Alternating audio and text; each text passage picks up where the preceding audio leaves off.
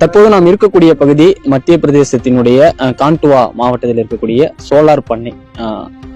ஓம்காரேஸ்வர் அணையில் இருக்கக்கூடிய அந்த நீர்ல சோலார் பண்ணைகள் அமைத்து அங்கிருந்து இருக்கக்கூடிய மின்சாரம் மூலியமாக சூரியன் மூலியமாக மின்சாரத்தை தயாரித்து அதனை சேகரிக்கக்கூடிய அந்த பகுதியில தான் நம்ம இருக்கோம். நம்ம பார்த்திருக்கக்கூடிய அந்த பகுதிகளில் கிட்டத்தட்ட 800 ஏக்கருக்கும் மேல சோலார் பேனல்களை தண்ணியில மிதக்க விட்டு அதுல இருந்து மின்சாரத்தை தயாரிக்கக்கூடிய அந்த பணிகள், அந்த ப்ராஜெக்ட் இங்க போயிட்டு இருக்கு. முதற்கட்டமா 300 மெகாவாட் மின்சாரம் தயாரிக்கக்கூடிய அந்த உற்பத்தி திறன் கொண்ட அந்த பணிகள் நடைபெற்று வருது. இப்ப நம்ம பார்த்திருக்கக்கூடிய எல்லாமே மிதந்து கொண்டிருக்கக்கூடிய சோலார்கள் தான். கிட்டத்தட்ட 800 ஏக்கருக்கு மேல இந்த சோலார் பேனல்களை அமைக்கக்கூடிய அந்த பணிகள் இங்கே நடைபெற்று வருது. முதற்கட்டமா கிட்டத்தட்ட ஒரு 400 ஏக்கர்ல 3 தனியார் நிறுவனங்கள் மூலமாக இங்க இந்த சோலார் பேனல்கள் அமைக்கக்கூடிய பணிகள் இருக்கு.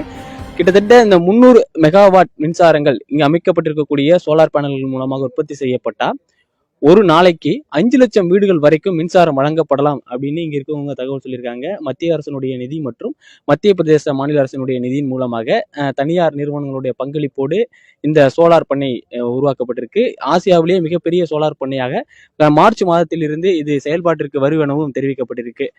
குறிப்பா நம்ம இங்க பார்க்க வேண்டிய விஷயம், சோலார் பண்ணைகளை பொறுத்த வரைக்கும் அதுல மெயின்டைன் பண்றது, சோலார் தகடுகள் மேல் இருக்கக்கூடிய அந்த தூசுகளை சுத்தம் செய்வது, அதாவது தரைப்பகுதியில் இருக்கக்கூடிய பகுதிகளில் அமைக்கப்பட்டிருக்கக்கூடிய சோலார் பேனல்களை சுத்தம் செய்வதற்கு அதிக அளவிலான நீர் தேவைப்படும் என்கின்ற அந்த டிராபேக் இருந்தது. ஆனா இங்க தண்ணி மேலேயே சோலார் பேனல்களை மிதக்க விட்டுருக்காங்க. அது மட்டும் இல்லாம இப்ப நம்ம பாக்குற இடம் ஒரு டிரான்ஸ்ஃபார்மர்ஸ். சோலார் பேனல்கள்ல இருந்து உற்பத்தி செய்யப்பட்டு வரக்கூடிய அந்த மின்சாரத்தை, டைரக்ட் கரண்ட்டை இங்க ஏசியா மாத்துறாங்க, ஆல்டர்னேட் கரண்டா மாத்தி டைரக்டா பவர் ஸ்டேஷனுக்கு கொண்டு போற அந்த பவர் கேபிள்ஸ் எல்லாமே இங்க இருக்கு. இங்க இருக்கக்கூடிய இந்த கட்டுமானங்கள் கூட நீர்ல மிதக்கக்கூடியது, நீர்ல மிதக்கக்கூடிய வகையில தான் செஞ்சிருக்காங்க. உள்ள எல்லாமே ஹாலோவா, உள்ள வெற்றிடங்கள் இருக்கக்கூடிய பகுதியாகவும் பெரஸ்மெண்ட் அந்த கட்டுமானம் சிமெண்ட் பயன்படுத்தி இந்த பிளாக்ஸ் எல்லாம் செஞ்சிருக்காங்க. கிட்டத்தட்ட இதோட வெயிட் மட்டும் 120 டன் சொல்றாங்க. இதால எக்ஸ்ட்ராவா ஒரு 60 டன் வெயிட்டை தாங்க முடியும் அப்படின்னு சொல்றாங்க. இப்போ ஆனா இங்க இருக்கக்கூடிய டிரான்ஸ்ஃபார்மர்ஸ் மற்றும் இந்த பவர் கேபிள்ஸ் எல்லாமே 40 டன், மொத்தமா 160 டன் இங்கே தண்ணியில மிதந்துட்டு இருக்கு. இதுல ஏதாவது ஒரு இஷ்யூஸ் இருந்ததுன்னா இதை கரைக்கு இழுத்துக்கிட்டு போய் சரி பண்ணிட்டு மறுபடியும் கொண்டு வந்து வைக்க முடியும். இப்ப நம்ம இருக்கக்கூடிய பகுதி நர்மதா, அந்த நதியிலிருந்து வரக்கூடிய தண்ணீர் ஓம்காரேஸ்வர் அணையில தேக்கப்பட்டிருக்கு.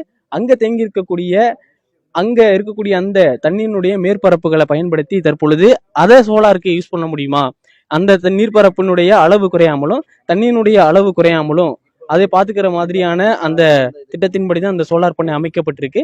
ஃப்ளோட்டிங்கை பொறுத்த வரைக்கும், ஃப்ளோட்டிங்ல சோலார் பேனல் அமைக்கிறத பொறுத்த வரைக்கும் சோலார் ஒரு பேனலை கிளீன் பண்றதுக்கு 2 லிட்டர் வாட்டர் ஆவரேஜா யூஸ் ஆகும்னு சொல்லியிருக்காங்க. இங்க இருந்து இருக்கக்கூடிய தண்ணீர் மறுபடியும் இங்கேயே போயிடும். அதனால தண்ணீர் அதிகமா தேவைப்படாது அப்படின்னு சொல்லியிருக்காங்க.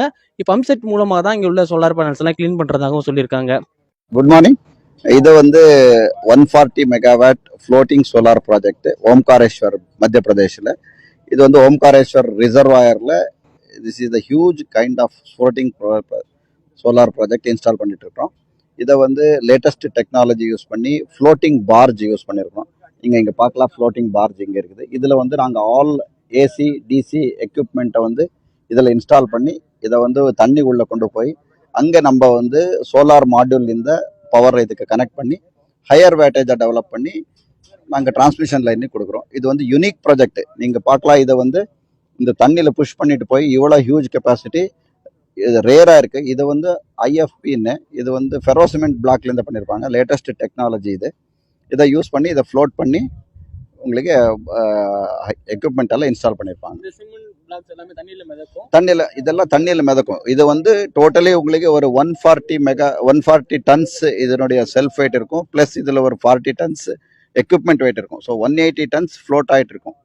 அந்த அளவுக்கு ஃப்ளோட் ஆகிற கெப்பாசிட்டி இதுக்கு இருக்குது. இதை நாங்கள் வாட்டரில் இன்ஸ்டால் பண்ணி அதை AC to DC DC to AC convert பண்ணி டிரான்ஸ்மிஷன் லைனுக்கு கொடுக்குறோம்.